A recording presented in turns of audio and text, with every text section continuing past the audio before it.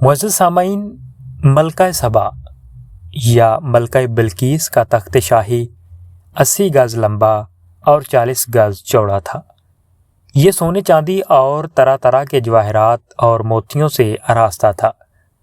جب حضرت سلیمان علیہ السلام نے بلقیس کے قاصد اور اس کے ہدیہ و تحائف کو ٹھکرا دیا اور اس کو یہ حکم نامہ بھیجا کہ وہ مسلمان ہو کر میرے دربار میں حاضر ہو جائے، تو آپ کے دل میں یہ خواہش پیدا ہوئی کہ بلقیس کے یہاں آنے سے پہلے ہی اس کا تخت میرے دربار میں آ جائے۔ چنانچہ آپ نے اپنے دربار میں درباریوں سے یہ فرمایا۔ سلیمان علیہ السلام نے فرمایا، اے درباریوں، تم میں کون ہے کہ وہ اس کا تخت میرے پاس لے آئے قبل اس کے کہ وہ میرے حضور مطیع ہو کر حاضر ہوں؟ ایک بڑا خبیث جن بولا، میں وہ تخت حضور حاضر کر دوں گا قبل اس کے کہ حضور اجلاس برخاست کریں، اور میں بے شک اس پر قوت والا امانت دار ہوں۔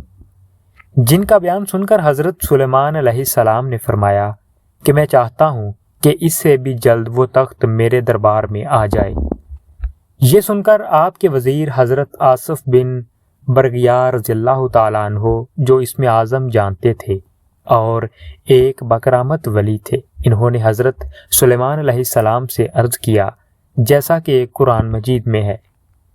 اس نے عرض کی، جس کے پاس کتاب کا علم تھا کہ میں اسے حضور میں حاضر کر دوں گا ایک پل مارنے سے پہلے۔ چنانچہ حضرت آصف بن برغیہ نے روحانی قوت سے بلقیس کے تخت کو ملک سبا سے بیت المقدس تک حضرت سلیمان علیہ السلام کے محل میں کھینچ لیا، اور وہ تخت زمین کے نیچے نیچے چل کر لمحہ بھر میں ایک دم حضرت سلیمان علیہ السلام کی کرسی کے قریب نمودار ہو گیا۔ تخت کو دیکھ کر حضرت سلیمان علیہ السلام نے یہ کہا، یہ میرے رب کے فضل سے ہے تاکہ مجھے آزمائے کہ میں شکر کرتا ہوں یا ناشکری، اور جو شکر کرے وہ اپنے بھلے کو شکر کرتا ہے، اور جو ناشکری کرے تو میرا رب بے پرواہ ہے، سب خوبیوں والا۔ معزز سامعین، اس قرآنی واقعہ سے ثابت ہوتا ہے کہ اللہ تعالیٰ اپنے اولیاء کو بڑی بڑی روحانی طاقت و قوت عطا فرماتا ہے۔ دیکھ لیجئے، حضرت آصف بن برغیہ رضی اللہ تعالیٰ عنہ نے پلک جھپکنے بھر کی مدت میں تخت بلقیس کو ملک سبا سے دربار سلیمان علیہ السلام میں حاضر کر دیا، اور خود اپنی جگہ سے ہلے بھی نہیں۔ اسی طرح بہت سے اولیاء کرام نے سینکڑوں میل کی دوری سے آدمیوں اور جانوروں کو لمحہ بھر میں بلا لیا ہے۔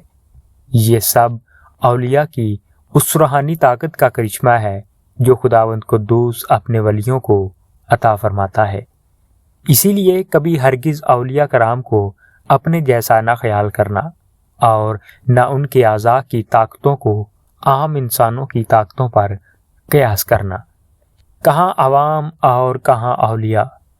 اولیاء کرام کو اپنے جیسا سمجھ لینا یہ گمراہی کا سرچشمہ ہے۔ حضرت مولانا رومی رحمۃ اللہ علیہ نے مثنوی شریف میں اسی مضمون پر روشنی ڈالتے ہوئے بڑی وضاحت کے ساتھ تحریر فرمایا ہے۔ تمام دنیا اس وجہ سے گمراہ ہو گئی کہ خدا کے اولیاء سے بہت کم لوگ آگاہ ہوئے۔ لوگوں نے اولیاء کو اپنے جیسا سمجھ لیا اور انبیاء کے ساتھ برابری کر بیٹھے۔ ان لوگوں نے اپنے اندھے پن سے یہ نہیں جانا کہ عوام اور اولیاء کے درمیان بے انتہا فرق ہے۔ بہرحال خلاصہ کلام یہ ہے کہ اولیاء کرام کو عام انسانوں کی طرح نہیں سمجھنا چاہیے، بلکہ یہ عقیدہ رکھ کر اولیاء کرام کی تعظیم و تکریم کرنی چاہیے کہ ان لوگوں پر خداوند کریم کا خاص فضل عظیم ہے، اور یہ لوگ بے پناہ روحانی طاقتوں کے بادشاہ بلکہ شہنشاہ ہیں۔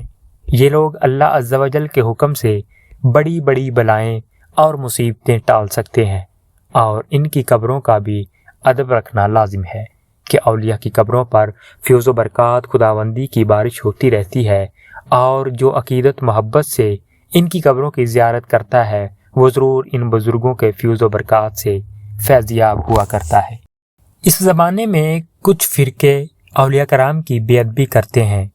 میں اپنے بھائیوں کو یہ نصیحت و وصیت کرتا ہوں کہ ان گمراہیوں سے ہمیشہ دور رہیں اور ان لوگوں کے ظاہری سادہ لباسوں اور وضو و نمازوں سے فریب نہ کھائیں کہ ان لوگوں کے دل بہت گندے ہیں اور یہ لوگ نور ایمان کی تجلیوں سے محروم ہو چکے ہیں۔ اللہ پاک آپ کو اور ہمیں نیک اعمال کرنے کی توفیق عطا فرمائے، نبی کریم صلی اللہ علیہ وآلہ وسلم کی اطاعت کرنے کی توفیق عطا فرمائے۔ وما علینا الا البلاغ المبین۔ شکریہ۔